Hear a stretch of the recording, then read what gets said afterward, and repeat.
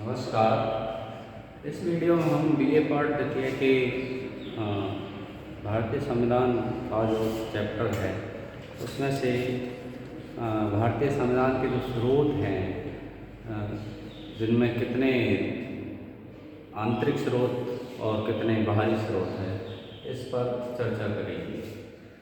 जैसा कि हम जानते हैं कि साइमन कमीशन के तहत भारतीय संविधान सभा का गठन हुआ था और उसमें भारतीय नेताओं और जनता की आकांक्षाओं का जो दर्पण है वो भारतीय संविधान है। भारतीय संविधान निर्माण के समय न केवल आंतरिक तत्वों यथा नेहरू रिपोर्ट, 1935 का शासन अधिनियम और आदि जो तत्व उनसे प्रभावित हुए, बल्कि अन्य देशों के संविधान से भी प्रभावित हुए थे। इस संदर्भ में विदेशी जो स्रोत हैं उनके संबंध में जो संविधान सभा के सलाहकार थे संविधान के BN राव, उन्होंने अन्य बहुत सारे देशों की यात्राएँ देखी थी। संविधान के लिए अनेक प्रकार के जो स्रोत है उनकी जानकारी के लिए, उन संविधान का प्रारूप तैयार करने के लिए आदि। सबसे पहले हम देखते हैं कि भारतीय संविधान को प्रभावित करने वाला सबसे पहला तथ्य था वो था नेहरू रिपोर्ट, जो साइमन कमीशन 1928 में आया था। उसकी प्रतिक्रिया में भारतीयों ने एक लिखित दस्तावेज उसकी प्रतिक्रिया में प्रस्तुत किया, जिसमें नेहरू रिपोर्ट सबसे प्रमुख है, जो स्पष्ट रूप से भारतीय संविधान की रूपरेखा स्पष्ट करती है। नेहरू रिपोर्ट में मोतीलाल नेहरू ने की थी एक्चुअल में 1928 में, जवाहरलाल नेहरू ने नहीं, इसलिए इस नेहरू रिपोर्ट का संदर्भ मोतीलाल नेहरू से है, न कि जवाहरलाल नेहरू से। नेहरू रिपोर्ट के अनुरूप ही भारतीय संविधान में जो प्रावधान किए गए उनमें सबसे पहला है, नेहरू रिपोर्ट के अनुरूप भारतीय संविधान में केंद्र को शक्तिशाली बनाया गया है। इस रिपोर्ट के आधार पर एक दूसरा प्रावधान है, वो भी भारतीय संविधान में सम्मिलित किया गया है, जिसका नाम है प्रादेशिक या क्षेत्रीय प्रतिनिधित्व, निर्वाचन क्षेत्र। चूँकि अंग्रेजों ने फूट डाला और शासन करों की नीति के तहत सांप्रदायिक निर्वाचन प्रणाली का भारत में आरंभ किया, लेकिन नेहरू जी ने उस अपनी रिपोर्ट में प्रादेशिक प्रतिनिधित्व का और संयुक्त निर्वाचन प्रणाली को अपनाया है, जो कि आधुनिक लोकतंत्र का प्रतीक है। इसी रिपोर्ट के अनुसार भारतीय संविधान है उसमें मौलिक अधिकारों को स्थान दिया गया है। नेहरू रिपोर्ट में मौलिक अधिकारों का उल्लेख था, लेकिन दूसरा जो सबसे बड़ा स्रोत है वह है भारत शासन अधिनियम 1935। इस अधिनियम का अधिक प्रभाव जो भारतीय संविधान है उस पर दिखाई देता है, और इसके बारे में बहुत सारे विद्वान हैं, उन्होंने अलग अलग बातें कही है। विलियम हार्डग्रेव ने कहा है कि भारतीय संविधान के जो 395 अनुच्छेद हैं उनमें से 250 अनुच्छेद ऐसे हैं जो 1935 का जो अधिनियम है उससे शब्द से लिए गए हैं या उनमें मामूली थोड़ा बहुत परिवर्तन किया गया है। आइवर जेनिंग ने तो सीधे तौर पर यह कहा है कि भारतीय संविधान 1935 के अधिनियम पर ही आधारित है। अब हम देखते हैं कि 1935 के अधिनियम की कौन कौन सी विशेषताएं हैं जो भारतीय संविधान में ज्यों के त्यों या जेनिक्स के अनुसार उनमें कौन कौन किस प्रकार से उनको सम्मिलित किया गया। सबसे पहली बात आती है कि 1935 के अधिनियम में भारत के लिए एक संघ राज्य का प्रावधान था, संघ का प्रावधान था, जिसमें देशी रियासतें और ब्रिटिश अधीन प्रांतों को सम्मिलित होना था, और वो प्रस्तावित ही रह गया। लेकिन उसकी जो रूपरेखा है वो भारतीय संविधान निर्माताओं ने जो भारत का आधुनिक संविधान है उसमें अपनाया है। उसके अनुरूप केंद्र को अधिक शक्तियाँ प्रदान की गई है, शक्तिशाली केंद्र बनाया गया। 1935 में भी शक्तिशाली केंद्र था। और भारतीय संविधान ने भी जिस संघ व्यवस्था को अपनाया है उसमें केंद्र को अधिक शक्तियाँ प्रदान की गई है 1935 के अधिनियम के अनुरूप। दूसरी विशेषता विषयों का बंटवारा। 1935 का जो अधिनियम है उसमें जो केंद्र के जो विषय है वर्तमान में संघ सूची, राज्य सूची और समवर्ती सूची के आधार पर जो विभाजन किया गया है वो बहुत कुछ सीमा तक 1935 के अधिनियम पर ही आधारित है। नेक्स्ट, राज्यों में राष्ट्रपति शासन की जो व्यवस्था है यानी अनुच्छेद 356 की जो व्यवस्था है वो 1935 के अधिनियम पर आधारित है। इसी प्रकार वर्तमान समय में जो राज्यपाल पद की व्यवस्था है, जो राज्य में केंद्र का एजेंट के रूप में काम करता है, राज्यों में जो संवैधानिक प्रमुख होता है उसकी जो रूपरेखा है 1935 के अधिनियम में जो गवर्नर का पद था उसके अनुरूप ही है। वर्तमान जो संविधान है उसमें अनुच्छेद जो 256 है जिसमें राज्य की कार्यपालिका की शक्ति का प्रयोग संसद एवं केंद्रीय कार्यपालिका के निर्देशानुसार करने की जो बात कही गई है, यानी अनुच्छेद 256 का जो प्रावधान है वो 1935 का जो अधिनियम है उसके धारा 126 के अकॉर्डिंग ही है।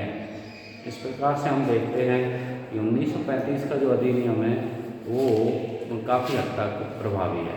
साथ ही एक विशेषता और देखने को मिलती है जिसका जिक्र हम करते हैं, वह है 1935 के अधिनियम में जो शासन अधिनियम था उसमें जो विशेषता है आपातकालीन प्रावधान, यानी 352 और 353 है उसके जो अनुच्छेद है 1935 का जो अधिनियम है उसकी जो धारा 102 है उसके अकॉर्डिंग ही है।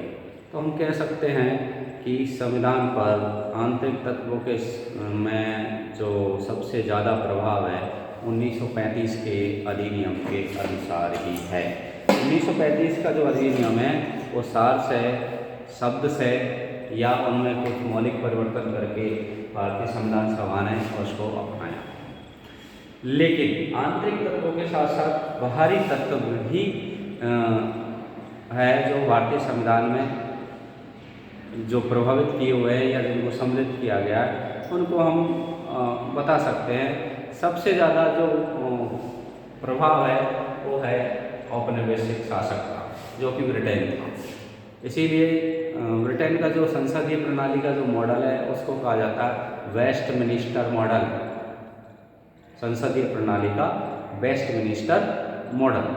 तो वेस्टमिनिस्टर मॉडल की जो संसदीय शासन प्रणाली है उसको भारत में अपनाया गया है। संसदीय विशेषाधिकार है, सांसदों के बहुत सारे विशेषाधिकार हैं।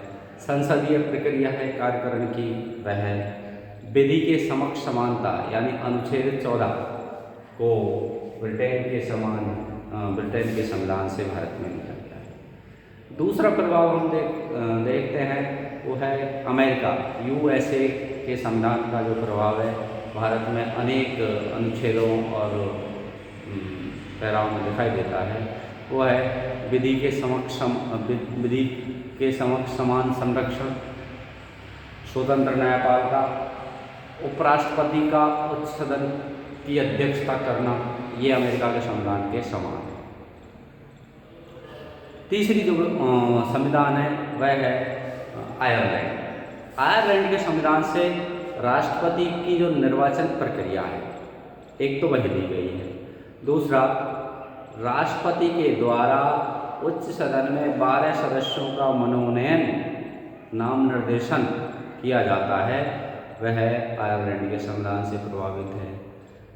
इसी प्रकार से राज्य की नीति के निर्देशक तत्व जो भारतीय संविधान में है, सामाजिक आर्थिक लोकतंत्र की स्थापना के जो कारक है उनको आयरलैंड के संविधान से लिया गया है। नीति निर्देशक तत्व DPSP ये आयरलैंड के संविधान से लिए गए हैं। जापान के संविधान से भारत में लिया गया है न्यायिक पुनरावलोकन का आधार। न्यायिक पुनरावलोकन का आधार, जुडिशल रिव्यू का जो आधार है वो है विधि द्वारा स्थापित प्रक्रिया, establish law, establish by law, यानी कानून की जो स्थापित प्रक्रिया है उसके आधार पर सर्वोच्च न्यायालय न्यायिक पुनरावलोकन की शक्ति का प्रयोग करता है। कनाडा के संविधान से राज्यपाल की केंद्र द्वारा नियुक्ति का प्रावधान है, कनाडा से लिया गया है। सहकारी संघवाद, केंद्र और राज्य मिलकर आपस में एक दूसरे का सहयोग करके संघात्मक व्यवस्था को मजबूत बनाते हैं, वो प्रावधान भी कनाडा से लिया गया है। जर्मनी के संविधान से आपातकालीन उपबंध, यानी देश की शासन व्यवस्था के सामने विदेशी आक्रमण, आंतरिक सशस्त्र विद्रोह या वित्तीय आपात की स्थिति में राष्ट्रपति शासन की जो व्यवस्था है, राष्ट्रपति की जो आपात शक्तियाँ हैं, वह जर्मनी के बायमर्स जो संविधान है उससे प्रभावित है। संविधान संशोधन का जो प्रावधान है अनुच्छेद 368 में, वह दक्षिण अफ्रीका से लिया गया है। साथ ही मौलिक कर्तव्य 42वें संविधान संशोधन में सोवियत संघ से लिए गए हैं। इस प्रकार हम देखते हैं कि भारत का जो संविधान है वो आंतरिक और बाहरी जो तत्व है उनका सम्मिश्रण है। संविधान पर जो प्रभाव पड़ा है उनके निर्माण में भारतीय परिस्थितियों के अनुरूप उनको ढाला है। उन तत्वों को जो विदेश से लिए गए हैं या पहले से प्रचलित है। गांधीवादी विचार जैसे पंचायती राज, गौवध निषेध को भी भारतीय संविधान में सम्मिलित किया गया है। ये भी आंतरिक संविधान जो आंतरिक तत्व है वो संविधान को प्रभावित किए हुए है। अनेक तत्वों का कुल मिलाकर ये भारतीय संविधान प्रभावित होकर और उनसे प्रेरणा ग्रहण करके भारतीय संविधान का निर्माण किया गया है। कुल मिलाकर हम लघुलुभाव यह है कि भारतीय संविधान निर्माताओं ने एक ऐसा संविधान हमें दिया है जो भारतीय परिस्थितियों के अनुसार और आदर्शों के अनुरूप हो। इसी कारण आज तक भारतीय संविधान भले ही भारतीय रूप में भारतीय जो जनाकांक्षाएँ हैं उनके अनुरूप कार्य करते हुए सफलता के अनेक मानदंड निर्धारित करते हुए आगे बढ़ रहा है। धन्यवाद।